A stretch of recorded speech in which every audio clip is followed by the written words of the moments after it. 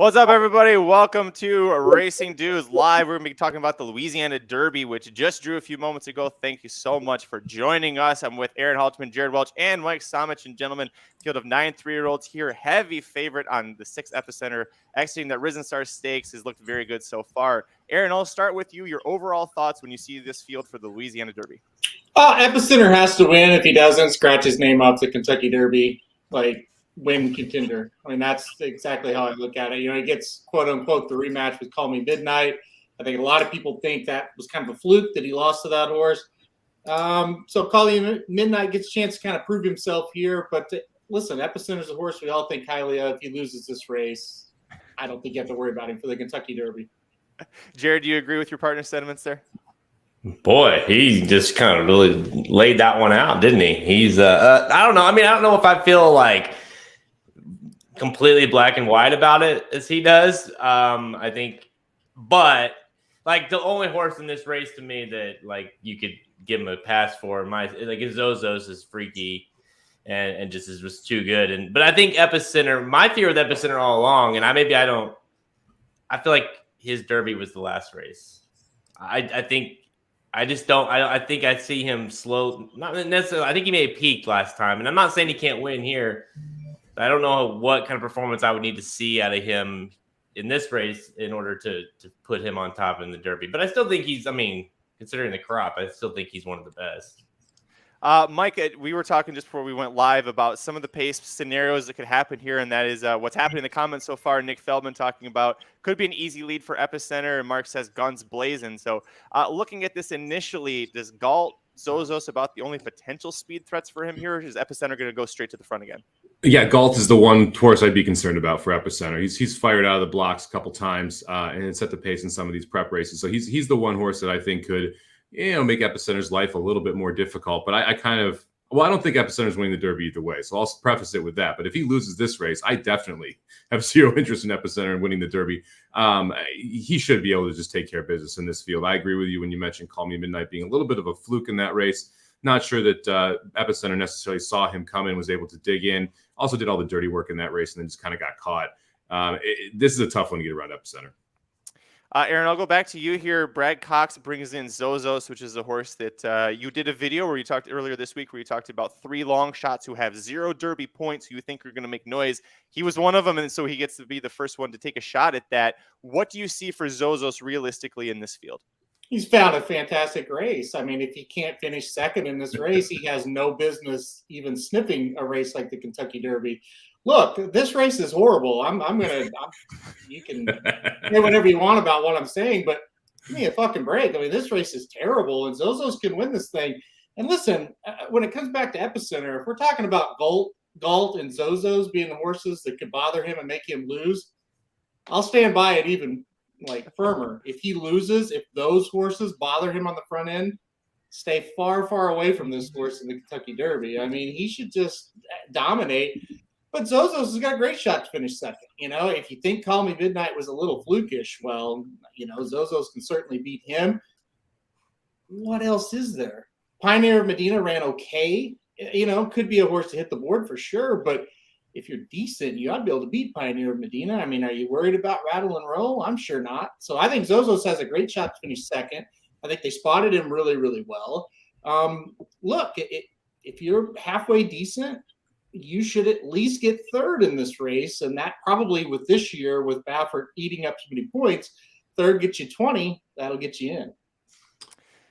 Mike, you go ahead. Yeah, I thought that the Arkansas Derby was going to come up light, and then I saw this field draw. I was like, "Ooh, this might take the cake for the worst 100-point prep race we got." The difference is, I don't think that Epicenter is unbeatable. Don't get me wrong, but you do have. It's almost like, well, we'll concede first, but we can really run second and third here without much trouble. Where the Arkansas Derby, it's like you're going to have 4 or 5 of those Zozos types where it's like, and you have Secret Oath, so it's like, yeah, that's a mishmash. We could run decent and maybe we get fourth. We're here if we just run decent, we're going to get second or third.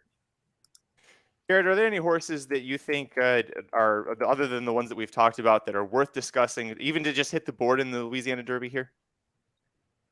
I think one that Halter and I talked a little bit about on Blinker's office last week when we were talking about the kind of the Derby and potential horses that could sneak in there, and we're talking about Pletcher, of course. I think Pioneer Medina is interesting. That like could potentially get into the gate and be like a totally non-threatening entrance of the, you know what I mean? Like, because it kind of feels like Pletcher might have a few of those this year. Like you could see Emmanuel hitting the board and maybe his next race. You could see obviously Pioneer Medina, Mo Donegal, like horses that we got Charge coming up. He's the only one to me that has the threat still looming of like could be like a serious Pletcher horse. We'll find out.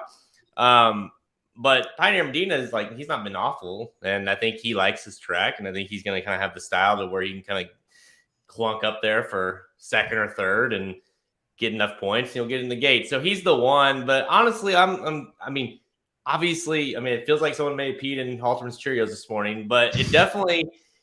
I'm not going to be as salty, but I definitely go with what he's saying. Like you have, like we're at the point now. We've talked about these horses. Some of the shittier horses, like, are the ones that are unproven, like the Zozos and We the People and those horses. Like now it's time. Well, if you're Epicenter and this is the last prep before the Kentucky Derby, and you get your toughest horse is Zozos, like if you want to be a serious Derby contender, you've got to win. Let me wrap things up here because I think we've all realized this is a pretty rough field to try and talk too much about. So we also have Echo Zulu returning for the first time since she won the Breeders' Cup Juvenile Filly. She's undefeated. Fairground Oaks is going to be where she goes. We don't have the draw yet, but assuming it looks anything like the Rachel Alexandra Stakes field, she probably should be pretty good. So more likely winner on Saturday. Aaron, I'll start with you. Epicenter or Echo Zulu?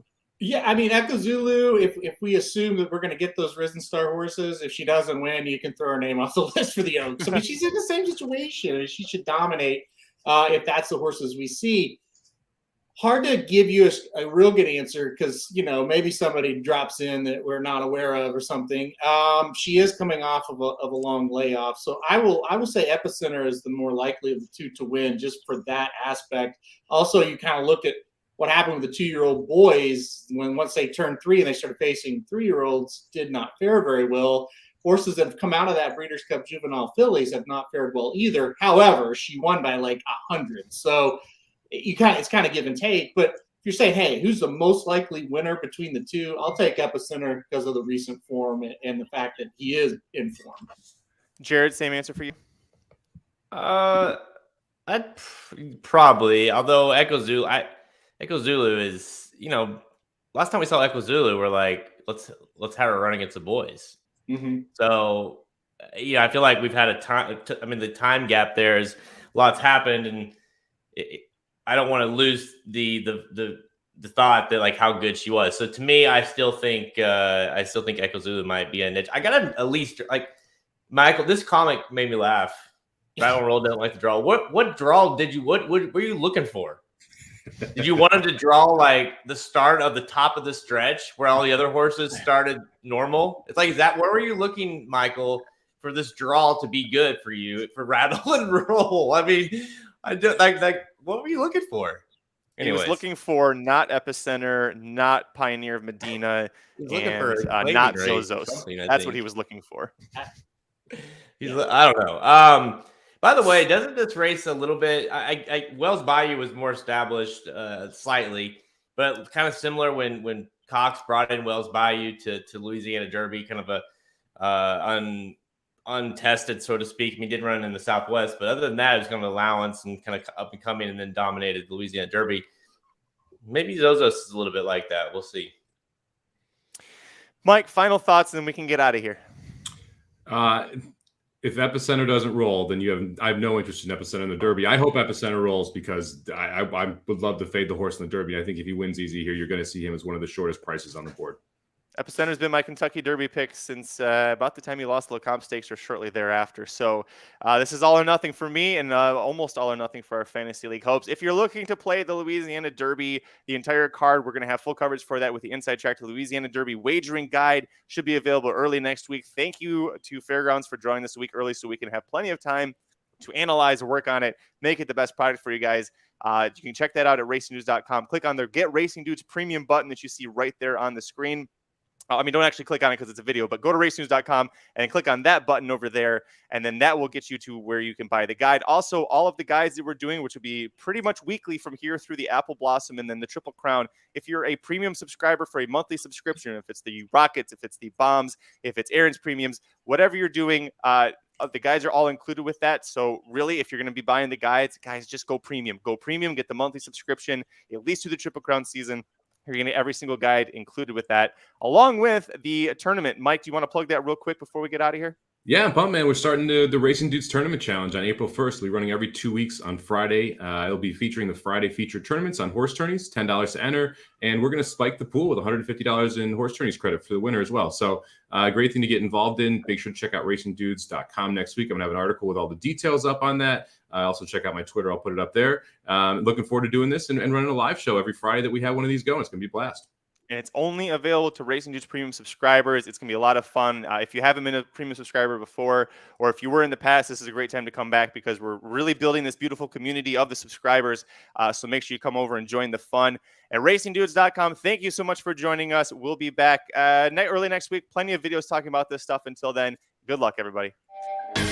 This has been a presentation of racingdudes.com, your destination for all things horse racing and sports betting. Whether you want free winners, expert insider picks, up-to-the-minute trackside weather reports, or podcasts and videos for bettors of all skill levels. Never make another wager without visiting the Racing Dudes. First,